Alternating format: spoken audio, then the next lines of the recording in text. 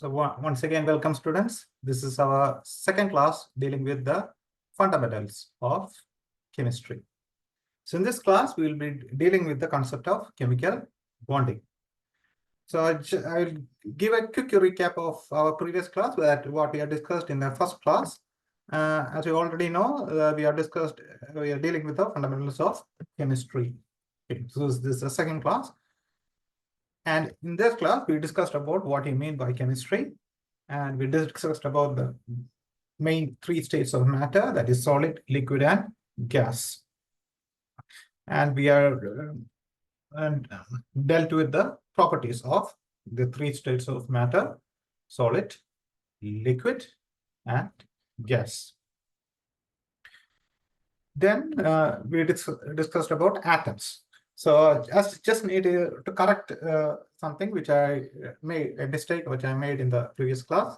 Earlier I defined atoms as the smallest particle of an element or a compound, which is indivisible by chemical methods. Actually, it is the smallest particle of an element. It is no compound comes here. It is the smallest particle of an element, which is indivisible by chemical methods. So that's the definition of an atom. So please correct it. I'm sorry for the mistake that I made in the last class. So atoms can be defined as the smallest particle of an element, which is indivisible by chemical methods. So that means atoms cannot be further subdivided by chemical methods. And in the definition of a molecule, this is the smallest particle of an element or a compound, which can exist in the free state. So that is the definition of a molecule, smallest particle of an element or a compound which can exist in the free state. So from the very own definition, we can say that molecules are always stable. That molecule can exist in the free state, whereas atoms may or may not be stable. There are atoms which are stable, that it can exist in the free state, and there are certain atoms which cannot exist in the free state. So unstable atoms combine to form molecules, so that it becomes stable entity. Okay. Now the atoms are made up of protons, neutrons, and electrons, and these are known as the subatomic particles. So atoms are made up of protons, neutrons, and electrons. And we discussed about the nature of proton, neutron, and electron. Proton is a positively charged entity having a mass of 1.673 into 10 raised to minus 27 kilogram. Whereas a neutron is a chargeless particle which has a mass almost same as that of a proton.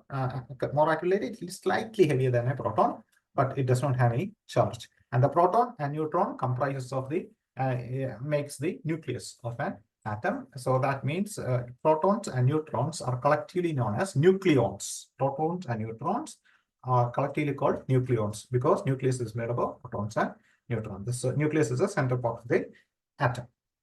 And electrons revolve around the nucleus in fixed circular path known as orbits. And electrons is a particle having a negative charge and almost negligible mass. Its mass is just 9.1 into 10 raised to minus 31 kilogram, and its charge is same as that of a proton, but opposite. So number of protons in an atom, the number of protons will always be equal to the number of electrons. Remember that in a neutral atom, the number of protons will be equal to the number of electrons because protons and neutrons have the same charge. Magnitude-wise, they have same, but sign-wise, they are opposite. Okay. So these are the basic subatomic particles: proton, neutron, electron. Proton and neutron are collectively called the nucleons. Okay. This is where I stopped in the last class. And okay, I also discussed about the concept of orbits. That is, electrons roll around in fixed circular path called orbits. These orbits are also known as shells. What I'm discussing here is the Bohr model of an atom. Just remember that I'm discussing the Bohr model. Okay, so in the electrons revolve in fixed circular path known as orbit, and these orbits are also called shells, and these shells are designated as K shell, L shell, M shell, or you can say the first shell, second shell, third shell, etc. And each orbit can accommodate only a fixed number of electrons. For example, the K shell or the first shell can accommodate only 2 electrons. The L shell or the second shell can accommodate 8 electrons. The third shell or the M shell can accommodate 8 electrons, etc. So on. And the number of electrons, maximum number of electrons that can accommodate in each shell can be calculated using formula n is equal to 2n squared, where small n indicates the number of the shell. And inside each shell, there are many subshells, and these subshells are designated as S subshell, B subshell, D subshell, F subshell, likewise. Okay, and each subshell, inside each subshell, there are certain number of orbitals. For example, if you take the S subshell, and S subshell has only a single orbital, that is the S orbital itself. Now, each orbital can accommodate only 2 electrons, whether it is S, P, or D subshells or orbitals. If you take any orbital, each orbital can accommodate only maximum of 2 electrons, irrespective of whether it is S, P, or D orbitals. Each can accommodate only maximum of 2 electrons, and that is restricted. The number of electrons in an orbital is restricted by 2 based on Pauli's exclusion principle. I'm not discussing about the Pauli's exclusion principle here, but just remember that number of electrons in an orbital is restricted by 2 by Pauli's exclusion principle. So if you take the S orbital has only one subshell, that is S subshell. That means the S subshell can accommodate only 2 electrons, and the S orbital can accommodate maximum 2 electrons. If you take the P subshell has 3 p orbitals, that is px, py, and pz. As I already said, each orbital can accommodate maximum 2 electrons. So px can accommodate 2 electrons, py orbital can accommodate 2 electrons, pz orbital can accommodate 2 electrons. So likewise, the p subshell can accommodate 2 plus 2 plus 2, that is 6 electrons. If you take the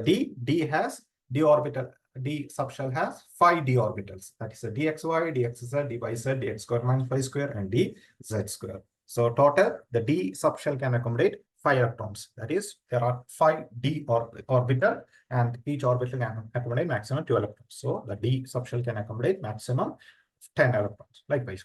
So if you take the first shell has only one orbital, or the first. If you take the K shell, the first shell, it can, or the first orbit, it has only one subshell, that is S subshell. And if you take the second shell, the second orbit, it has S subshell as well as the P subshells. And if you take the third shell or the third orbit, it has 3 subshells, 3s, 3p, and 3d subshells. Okay. And as I already said, each subshell has many orbitals in it. Okay. So this is how the electrons are filled. The electrons are filled in the orbital based upon the Aufbau principle. Again, I'm not exposing about the Aufbau principle here. Just remember that electrons are filled in the order of their increasing energy. And that is based upon Aufbau's rule. Aufbau is not the name of a scientist. Aufbau means building up. That is known as Aufbau, the Greek word, which actually means building up. So these electrons are filled in orbitals based upon Aufbau's rule. Okay. Right. Now when you write the symbol in chemistry, each element is designated by a symbol. For example, if you write a symbol X, just taking a general case, if a hydrogen atom is represented by the symbol H, oxygen atom represented by the symbol O, nitrogen atom represented by the symbol N, likewise. So in general case, if you need to represent an element, if for example, in general case, I'm just representing an element as X. Now, when you represent an element as X, you will usually you will write a number at the bottom, that is as a subscript, and at the top of the symbol, that is at a superscript. Yeah. And the subscript I designate as Z, and the superscript I designate as A. Now Z means the atomic number, and A indicates the atomic mass. Okay. So don't get confused. Z is the atomic number. A means the atomic mass of the element. Okay. Atomic number is usually designated as a subscript on the left-hand side, and atomic mass is designated as a superscript, or you can represent it either on the top left-hand side or on the right top side of the symbol. Okay. So X, in general case, it represents the atomic symbol. It's an abbreviation used to represent an atom in chemical formulas. And Z represents the atomic number, and atomic number means it is actually the number of protons in an atom. So if you write the atomic number as 1, that means the nucleus of that atom of that particular element consists of 1 proton. If you write 2, atomic number as 2, which indicates that the number of protons present in the atom of that particular element is 2, likewise. And the mass number is a sum of the number of protons and neutrons in an atom. Okay. So atomic number just indicates number of protons, whereas mass number indicates a sum of protons and neutrons. So that means mass number will always be greater. In special case can be equal. It can be either equal to or it will be always greater than the atomic number. It cannot be less than the atomic number. So mass number will be always equal to or greater than the atomic number. So if you subtract the atomic number from the mass number, you will get the number of neutrons present in the atom of that particular element. So for example, if the symbol for carbon is C.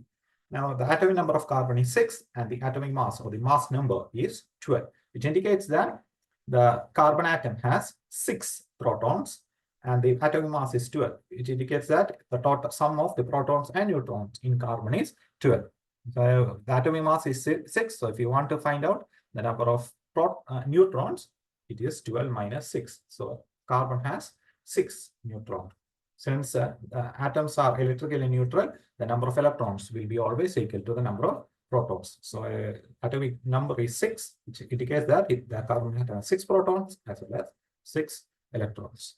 And the 6 protons and the 6 neutrons in carbon 6 isotope is present in the nucleus, and the 6 electrons will be revolving around the nucleus. Okay, so this will be the structure of carbon atom.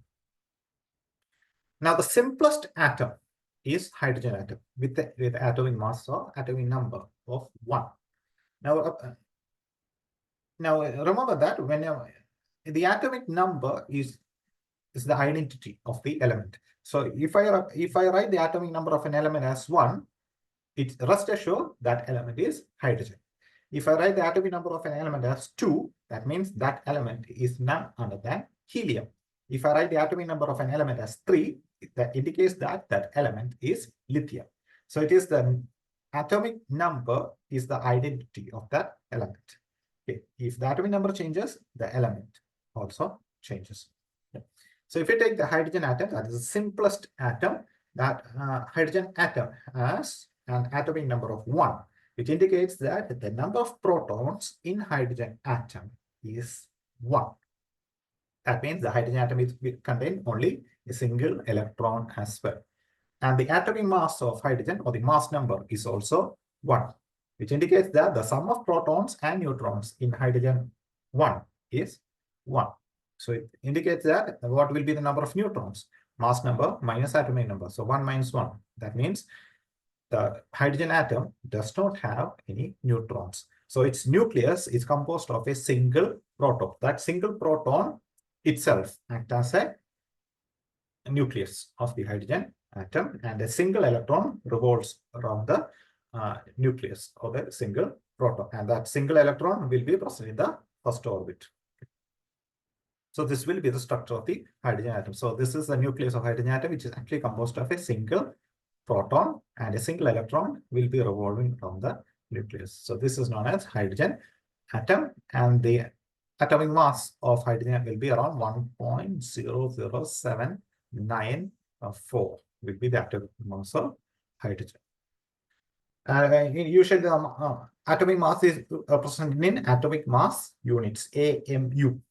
In AMU units, not SI units, AMU units, the mass of a proton is 1 AMU. The mass of a neutron will be also 1 approximately will be also 1 AMU, maybe 1.00 something. Exactly, it can be, you can take it as 1 itself. So mass of a proton as well as mass of a neutron in atomic mass units should be 1. You need not consider the mass of the electron because you consider electrons as massless particles. So the mass of an atom will be equal to the sum of protons and neutrons. And if you take a hydrogen atom, the hydrogen atom consists of a single proton, so its mass will be 1 AMU. Now coming on to the concept of isotopes. See, isotopes are atoms of the same element having the same atomic number but different mass number. That is, isotopes are atoms of the same element. That means if you atoms of the same element means they have the same atomic number.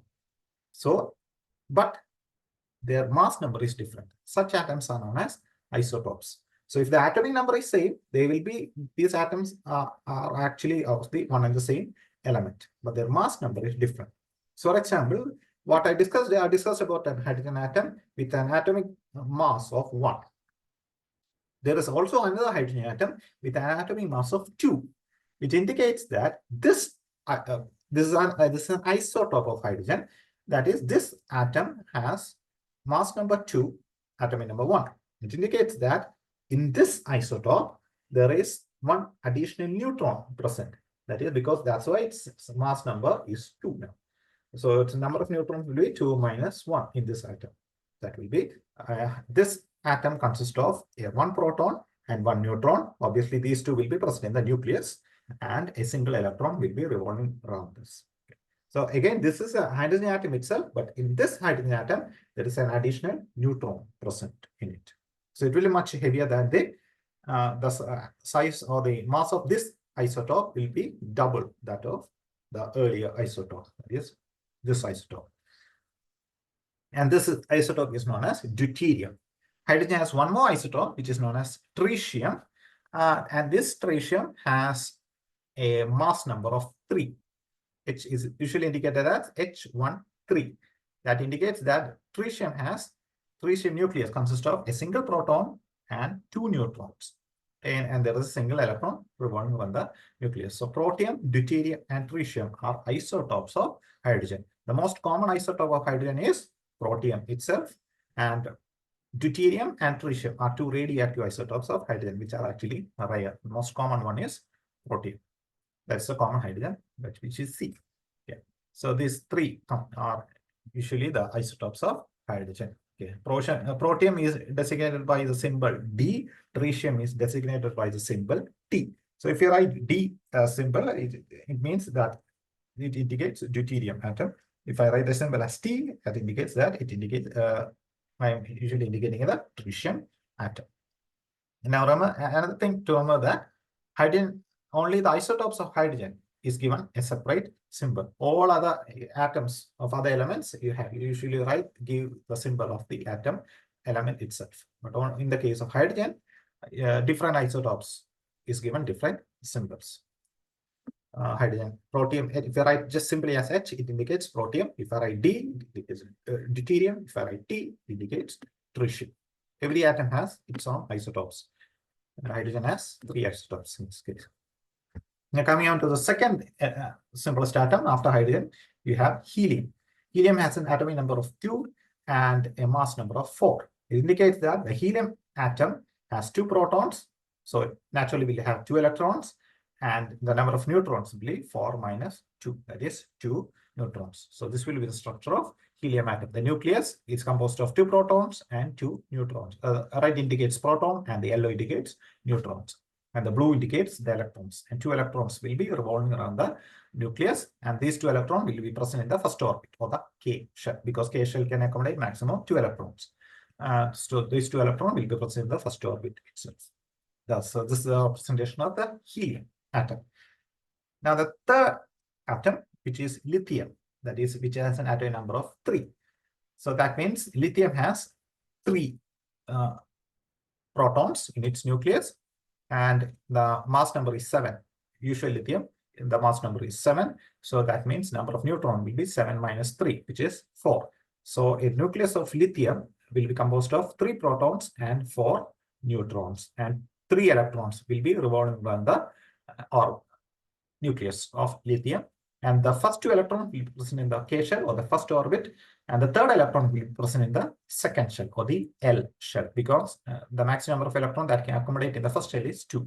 So the third electron will naturally have to go to the second shell. Now the next atom is beryllium, whose atom number is 4 and mass number is 9. Obviously, all these have different isotopes. I'm just talking about the most common isotopes. So if I just write 4, atomic number of an element as 4, that indicates that element is 4. That element is beryllium. If I write the atomic number of an element as 3, it indicates that element is lithium. If I write the atomic number of an element as 2, that indicates that I am representing helium here. So if you take beryllium 4,9, atomic number is 4, which indicates that beryllium has 4 protons and 4 electrons. Its mass number is 9, which indicates that the number of neutrons in beryllium is 5. So a nucleus of beryllium will have 4 protons and 5 neutrons, and 4 electrons will be revolving around the nucleus. And first 2 electrons will be present in the first orbit, next 2 electrons will be present in the second orbit. So this is how you represent elements in chemistry. So these are the elements. We have lithium with atom number 3. We have beryllium with atom number 4. Next element is boron with the atom number 5, which indicates that it's 5 protons. Carbon atom number is 6. Then atom number 7 element is nitrogen. Atom number 8, you have oxygen. Atom number 5 and 9, you have fluorine. And atom number 10, you have neon. Okay. Obviously, nitrogen, oxygen, fluorine, neon are all gases. And this is the periodic table of elements. The elements are arranged in the atomic number wise, the increasing order of the atomic number. So in this table, we have horizontal lines and vertical lines. The horizontal lines, elements arranged in the horizontal lines are known as periods, whereas the vertical lines or the columns, you have groups. So this is the first group, you have the second group, this is the third, you have the fourth group, you have the fifth group, sixth group. In a group, the elements are arranged in a column, whereas in a period, the elements are arranged along in a row. This first group, second group, third group, fourth group, fifth, sixth, seventh, eighth. And they have these elements like this. And in this, another known as the third group, otherwise this is also usually called, common wise is also known as third group. These elements in the middle, these are known as transition elements. They are all metals. And you have the third group here, then fourth group, this fifth group, sixth group, seventh group, and the eighth group, otherwise known as the zero group elements. First group elements are known as alkali metals because they are all metals, and these metals are so soft that you can actually cut by a knife. Okay? And they are also very reactive. So in this case, in alkali metal, you have lithium, sodium, potassium, rubidium, cesium, and francium. In the second group, these are known as alkaline earth metals. These metals are also soft, and these are known as alkaline earth metals because their solution, they dissolve in water. When you add these metals to water, they immediately react with water to form the corresponding hydroxides, which are alkaline. So that means first group elements as well as second group elements these are known as, first group elements are known as alkali metals, second group are known as alkaline earth metals. So in this second group, you have beryllium, magnesium, calcium, strontium, barium, and radium. Next, you have the transition metal. The first transition metal is scandium, then titanium, vanadium, chromium, manganese, iron, cobalt, nickel, copper, zinc. Then you have yttrium, zirconium, niobium, molybdenum, technetium, ruthenium, rhodium, palladium, silver, cadmium. Okay, likewise, the elements here. These are all metals, and osmium is the most densiest metal in the periodic table. Osmium. Iron also comes in this group. This is iron. Cobalt, you have nickel, you have copper, zinc, silver, gold, you have Au, this is gold, you have mercury. So all this comes under the transition metal. Then we have the third group, which is also known as the boron family, because the first element in that group is boron, aluminum, gallium, indium, thallium. Okay. Now, boron is a metalloid because metalloid means it shows properties of both metals as well as non-metals. So that's called a metalloid, whereas the rest of the elements in the group is metals. Next one, the carbon family, or the group 4, you can say. Group 4, carbon family, first element is carbon.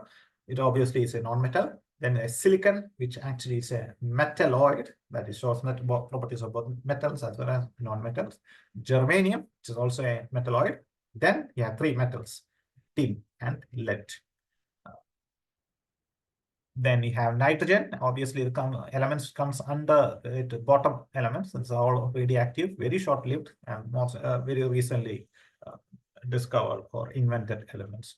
Okay, this element does not occur in nature. We can say that they are invented. Okay. And they're all radioactive, very short-lived elements. So we not discuss about these elements, just carbon, silicon, germanium, tin, and lead. Then you have the group 5, which is a nitrogen family. Nitrogen, phosphorus, arsenic, antimony, and bismuth. Nitrogen, phosphorus are non-metals. Arsenic and antimony are metalloids. Bismuth is a metal. Then we have the chalcone family, or chalcogens, otherwise chalcogens, or the other known as the oxygen family. Oxygen, sulfur, selenium, tellurium, and polonium. Oxygen, sulfur, and selenium are non-metals. Tellurium is a metalloid. Polonium is a highly radioactive metal. Then we have the fluorine family, or otherwise known as the halogens. Very reactive one. Fluorine, chlorine, bromine, iodine, and astatine. Fluorine, chlorine, bromine, iodine are all gases, so it's all non-metals. Astatine is a metalloid. Then you have the zero group, or group 8. They're all gases: helium, neon, argon, krypton, xenon, and radon. Okay, they are all, or you also call them inert gases because they are very inert. They does not readily participate in chemical reactions. So not many compounds are known of these elements. Yeah, now you have hydrogen. That is actually the first element. Hydrogen shows properties of both group 1 as well as group 7. That is, so you cannot actually place hydrogen, you can be difficult to place hydrogen in a particular group. So usually hydrogen is kept separately in the periodic table. Somewhat anyway, you usually see the hydrogen being kept on top of group 1, but you cannot actually, hydrogen is an different class element. It shows properties of group 1 as well as group 7. You cannot actually place it in a group. It is in a group of its own. Yeah, like this is so this is how you arrange the periodic table. Then at the bottom you have certain 2 periods running through, and this first period is known as the bottom lanthanides, and the second one is known as actinides. Okay, and you have the uranium atom number 92 here, and elements coming after uranium are known as transuranic elements because they does not occur in nature. They are all radioactive. Yeah, so these are known as lanthanide, and this is known as the actinides. These are the transition elements. Lanthanides, actinides are all metals, as well as they are all radioactive as well. And here's all the metal. And here you have a artificial element here, which is technetium here. And technetium TC with atom number 43 does not occur in nature. This is actually prepared artificially, and the first artificially prepared element is technetium. So remember that as well. So this is the periodic table. Up to now, we have discussed 120 elements in the periodic table. That is, 180 elements in the periodic table. That is up to organozone with atomic number 118. Okay. So this is organozone, the final last element, the periodic table. Obviously, all these are radioactive, which I already talked. Very radioactive and very short-lived. Okay. Now, when I discussed about these atoms, I already mentioned that there are atoms which are stable, there are atoms which are unstable. Now, why certain atoms are stable, why certain atoms are unstable? So if you take the hydrogen atom, and an atom does not exist in the free state because that indicates a hydrogen is unstable atom. Next, if you take helium, helium can exist in the free state. So helium atom is stable. Next, when you go to the next atom, lithium does not occur in the free state. It is unstable. So it does take part in chemical reaction to form molecule. Beryllium, unstable atom. Boron, unstable atom. Carbon, unstable atom. Nitrogen, unstable atom. Oxygen, unstable atom. Fluorine, unstable atom. Neon, stable atom. So if you take this zero group, all the atoms coming out of the zero group or group 8 are stable. Helium, neon, argon, krypton, xenon, and radon are all stable. Radon is obviously radioactive. So why there are atoms which are stable? Why certain atoms are unstable? Unstable atoms take part in chemical reactions to form molecules. Stable atom need not take part in chemical reaction because these atoms are stable as such. So there is no need to for them to take part in chemical reaction. So very less elements of compounds of zero group or group 8 elements are known. Helium does not form any type of compounds. Neon, very rarely, or neon, likewise helium does not form any type of compounds. Argon, certain compounds of argon, but very difficult to form compounds of argon. Krypton, xenon, and radon can form compounds, but again, difficult. to form or synthesize the compounds. So why certain atoms are stable and why certain atoms are unstable? And that is based upon, that explanation can be based upon the octet rule. Okay, and what is octet rule? Atoms are most stable when their valence shell are filled with 8 electrons. This is known as the octet rule. That is, valence shell means the outermost shell, which contains electrons.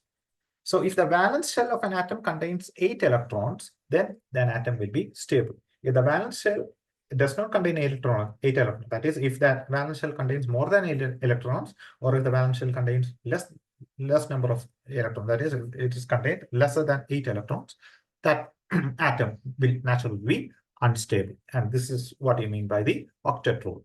So if you want to form a stable atom, its valence shell should contain 8 electrons. And if you consider helium, neon, argon, krypton, xenon, helium is an exception, neon, argon, krypton, xenon, and radon, all these atoms have 8 electrons in their valence shell.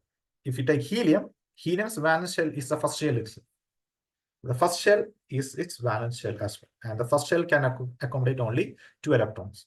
So it cannot accommodate 8 electrons. That's why I say helium is an exception. Helium is stable because its valence shell as well, first shell is the K shell itself. So it cannot accommodate more than 2 electrons. So that is enough to fill that shell. The helium is stable atom. Okay. So if you take helium, this is a helium atom. It is valence shell with completely filled with 2 electrons. This first shell is completely filled with 2 electrons, and helium atom is stable. If you consider the next stable atom, which is neon, neon has an atomic number of 10. That is, it contains 10 electrons. First 2 electrons will be filled in the first shell. Next 8 will be filled in the second shell. So which is the valence shell? The second shell, or the L shell, will be the valence shell of neon, and this valence shell has 8 electrons. Now, if you take the next stable atom, which is argon, which has an atomic number of 18. So that means it has 18 electrons or 18 protons as well. After the 18 electrons, the first 2 electrons will be accommodated in the first shell. The next 8 electrons will be accommodated in the second shell. So that makes 2 plus 8, 10 electrons. The remaining 8 electrons will be accommodated in the third shell. Third shell can accommodate maximum 18 electrons. So the remaining 8 electrons will be accommodated in the third shell. Now, third shell is the valence shell of neon, argon. And argon valence shell has now 8 electrons. So we say that argon is also stable. So this is how we can explain the stability of an atom based upon octet rule. Now, if we consider sodium, sodium has an atomic number 11. So these 11 electrons, the first 2 electrons will be accommodated in the first shell. Next 8 electrons will be accommodated in the second shell.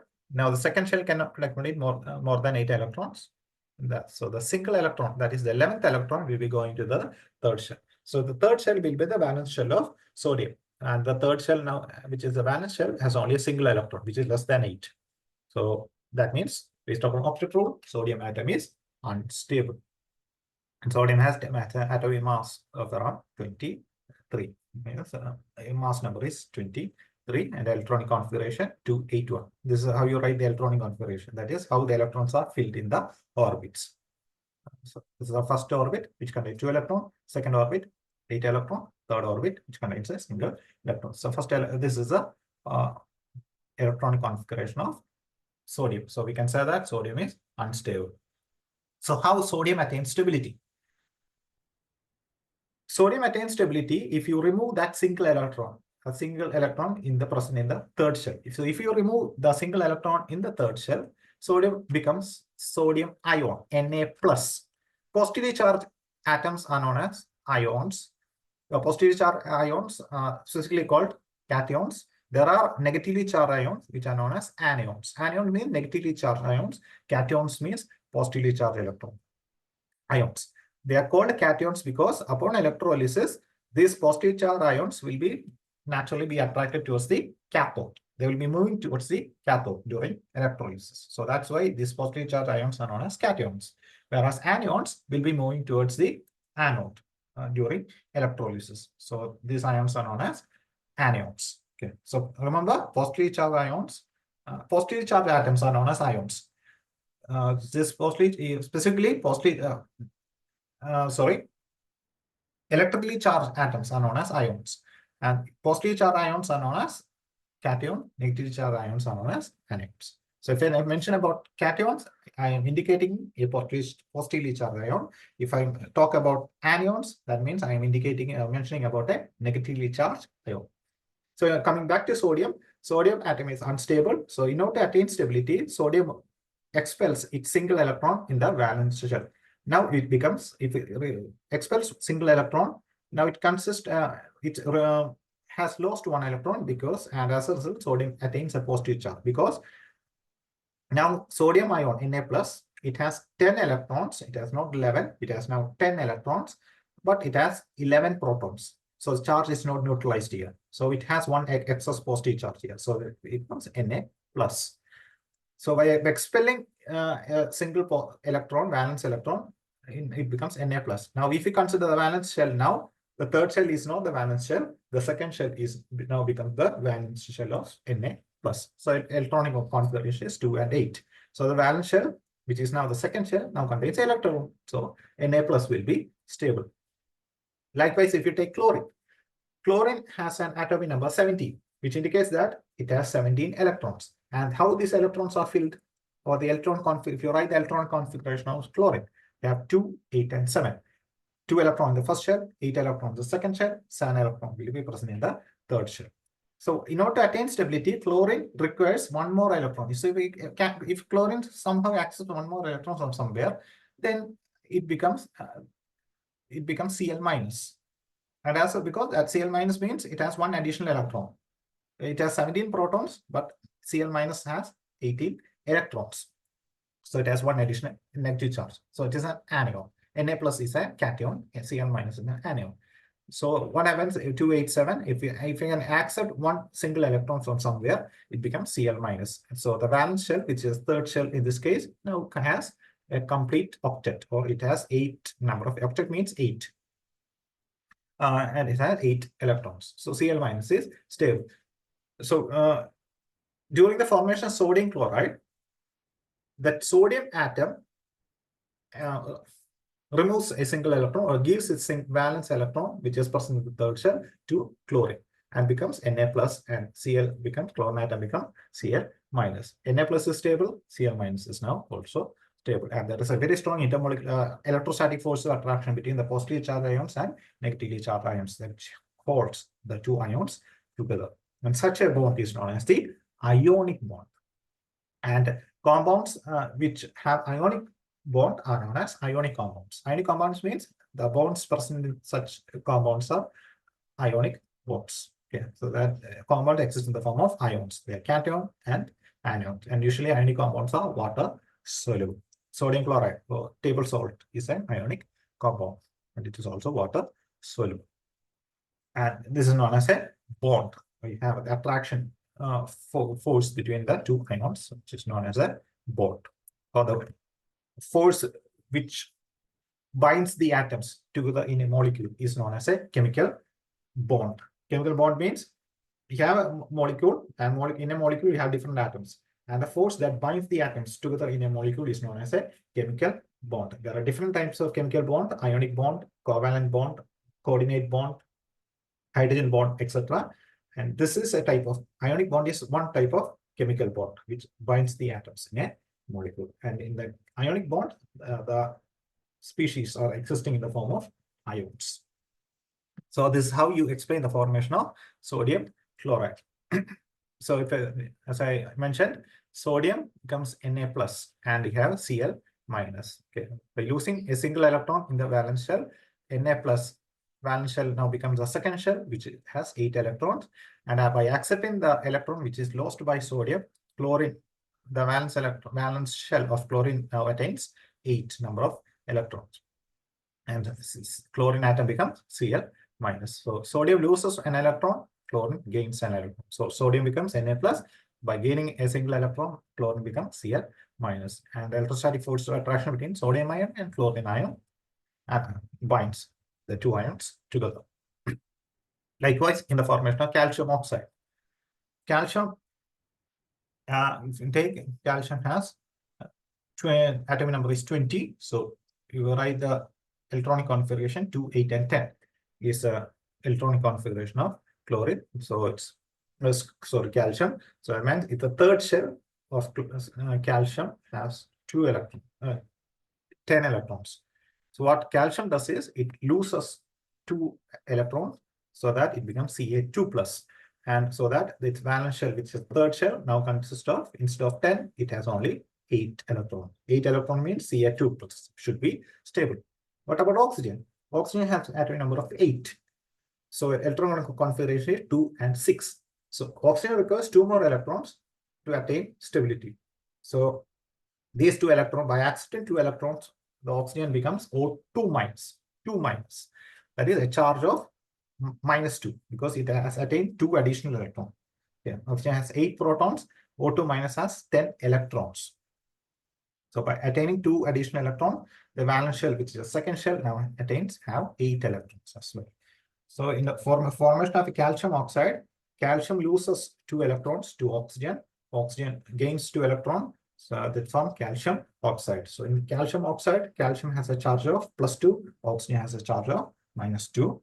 And the electrostatic force of attraction between Ca2 plus and O2 minus binds the ions together in the calcium oxide. So this is how we explain the formation of ionic compounds.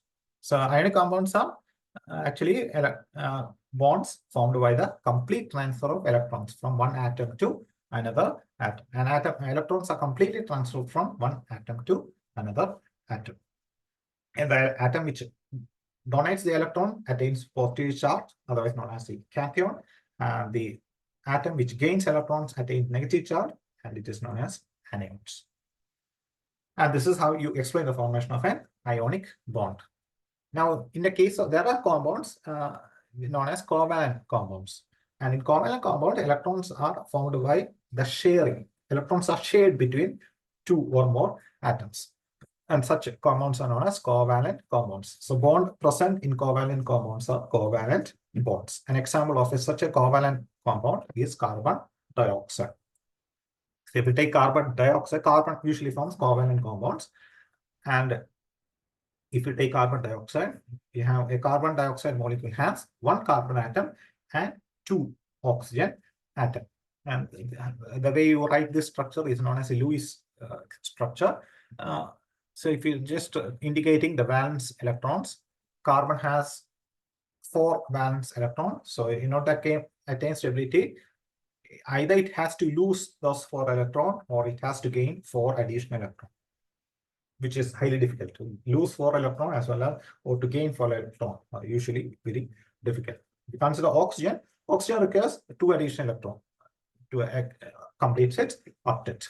So what usually during formation of carbon dioxide, this carbon atom, the central carbon atom, which has 4 valence electrons, it usually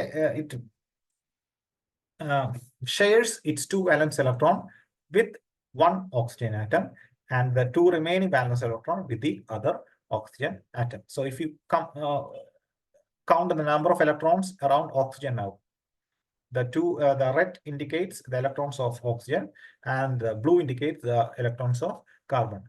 And these electrons are actually shared. So now you count the number of electrons around oxygen: 1, 2, 3, 4, 5, 6, 7, and 8. Oxygen has 8 electrons.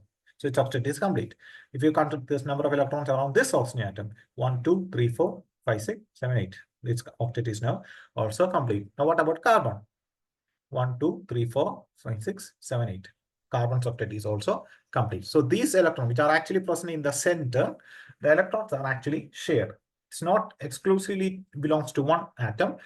This 4 electron belongs to this carbon atom as well as this oxygen atom, whereas this 4 electron belongs to this carbon atom as well as to this oxygen atom. So here the bond is formed by the sharing of electrons.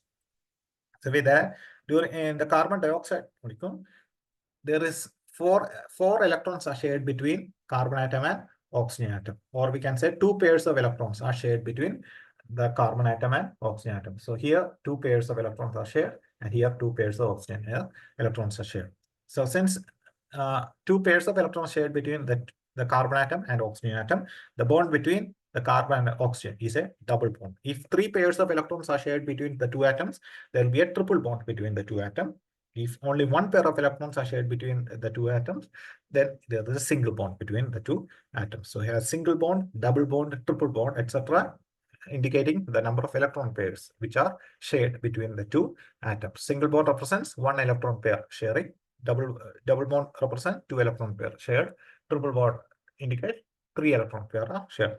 And the shared electrons actually is actually a contribution, equal contribution from both the atoms. After the 4 electrons or 2 pair of electrons, two electrons are donated by carbon, 2 electrons are donated by oxygen atom. So electrons are shared equally between the two atoms. So this is known as a covalent bond. It was known as the sharing of electrons. If you consider ammonia, which is also a covalent compound, ammonia in nitrogen has 5 electrons around in its valence shell, so it requires 3 electrons. Either it has to lose 5 electrons, which is and attain a charge of +5, which is highly improbable.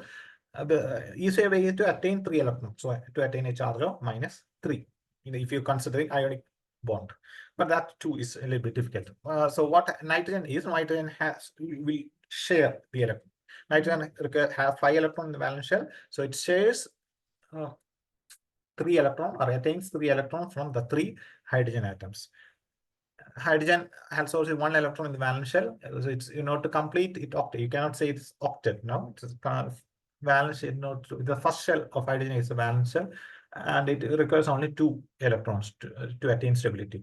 So hydrogen just need to attain 1 more electron to attain stability or attain the electron configuration of helium.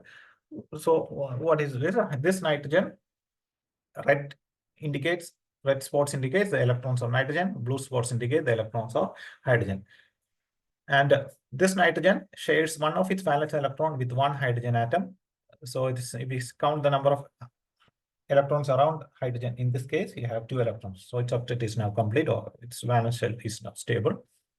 And its nitrogen also shares 1 electron with the hydrogen atom. Hydrogen atom also shares the valence electron with nitrogen, and this hydrogen also shares 1 electron with nitrogen, and nitrogen also shares 1 electron valence electron with hydrogen with atom. So if you count the number of electrons around nitrogen, you have 1, 2, 3, 4, 5, 6, 7, and 8.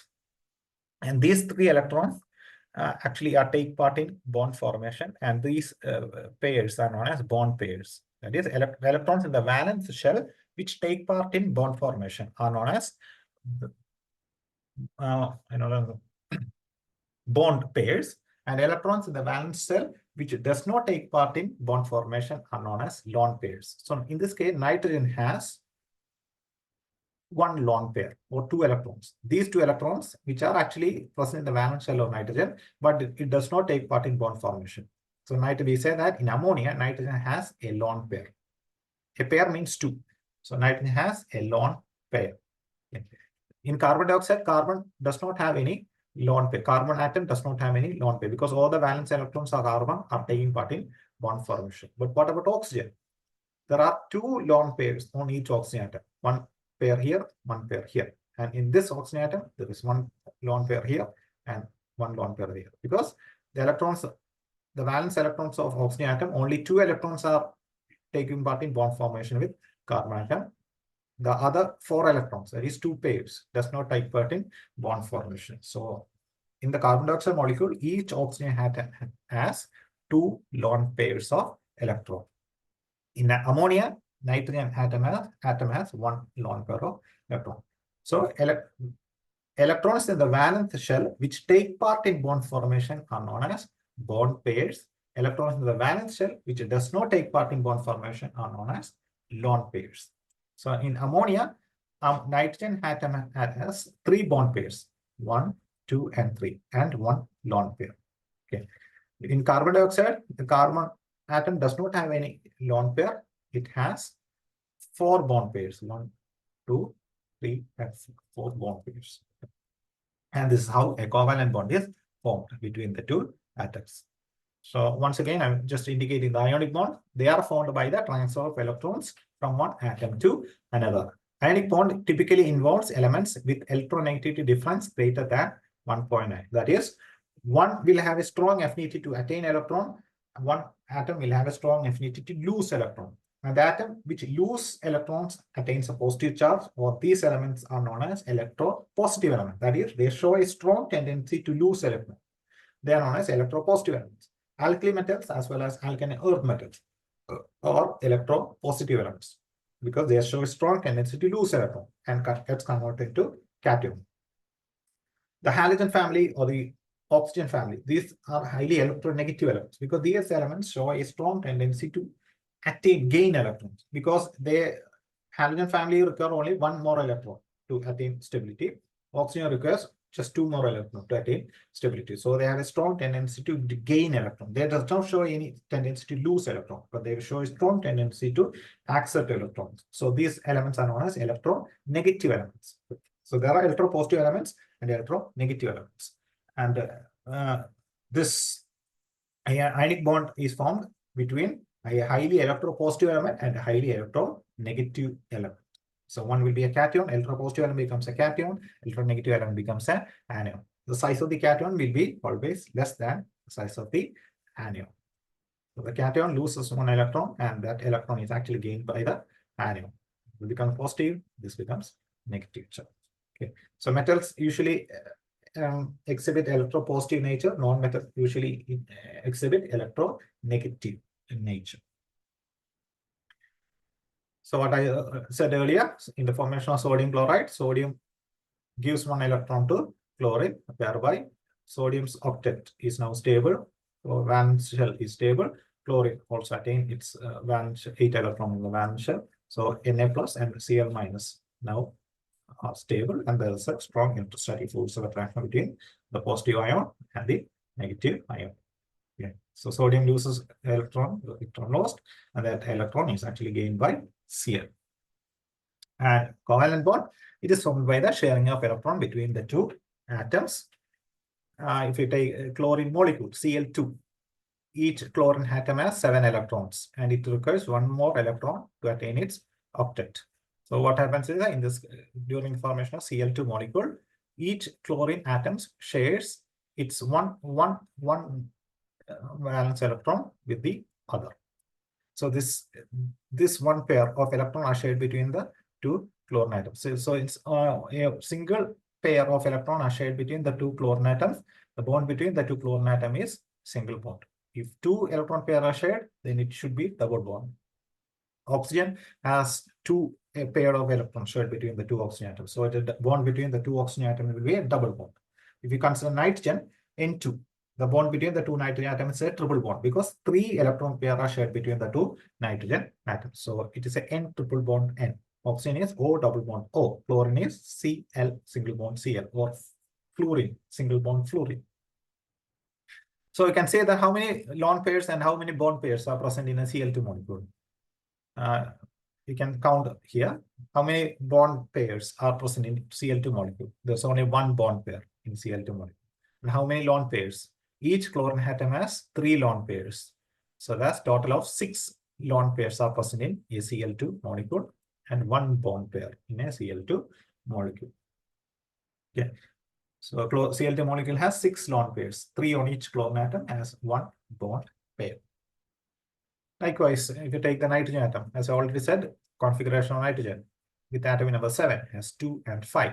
2 electrons in the first shell, 5 electrons in the valence shell. So each nitrogen atom requires 3 additional electrons to complete its octet. So during the formation of a nitrogen molecule, each nitrogen atom shares its 3 valence electron with the other nitrogen atom. So these 6 electrons is common to this nitrogen as well as this nitrogen. So 3 electron pairs are shared between the 2 nitrogen atoms. So the bond between the 2 nitrogen atoms is a triple bond. So how many bond pairs in nitrogen? There are 3 bond pairs in nitrogen. And how many lone pairs? 1 and 2. There will be 2 lone pairs on nitrogen molecule. One lone pair on one nitrogen atom, other lone pair on the other nitrogen atom. So N2 molecule has 3 bond pairs and 2 lone pairs. Okay. So 3 bonds due to the sharing of, so it's bond between two nitrogen atoms has 3 because 3 pairs of electrons are shared between the two nitrogen atoms. And this is a very important concept known as valency. When you study about organic chemistry, valency is a very important concept. So remember that many students do not know the valency. Usually, when you write the valency is the number of electrons that must be lost or gained by an atom to obtain a stable electron configuration. Once again, valency indicates the number of electrons that must be lost or gained by an atom to obtain a stable electron configuration. For example, sodium valence is 1, which indicates that sodium needs to lose 1 electron to attain a stable electronic configuration. Calcium valency of calcium is 2, which indicates that calcium needs to lose 2 electrons to attain a stable electronic configuration. Likewise, oxygen valency is 2. It indicates that oxygen needs to gain 2 electrons to attain stability. The valency of halogens is 1, which indicates that these atoms need to accept 1 electron to attain stability. When you write the valency, usually you should not write any charge. Valency is a neutral. Just write 1, 2, 3. You do not write the charge. Valency means this number of electrons that must be lost or gained by an atom to attain stable configuration. So alkaline metals has a valency 1, alkaline earth metals has a valency 2, boron family has a valency 3, carbon family has a valency 4, nitrogen has a valency 3, or sometimes it has a valency 5, because sometimes it can lose 5 electrons. Or sometimes it can gain 3 electrons. So nitrogen groups usually indicates a valency of 5 or 3. Oxygen has a valency 2. Halogens has a valency 1. What about the valency of zero group? Group 8. The valency is 0. Okay. So now when you study about carbon chemistry, or when you study about organic chemistry, the one basic or main most important thing that has to keep in mind is the valency of carbon is 4. That means there should be 4 bonds around carbon atom.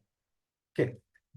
Not more than 4 and not less than 4. There should be 4 bonds around the carbon atom. So if you take methane, there are 4 bonds around the carbon, CH4, 1 carbon atom and 4 hydrogen atoms. So 1 hydrogen is bonded to this carbon atom. Another hydrogen is bonded to the same carbon atom. Third hydrogen is also bonded to the same carbon atom. Fourth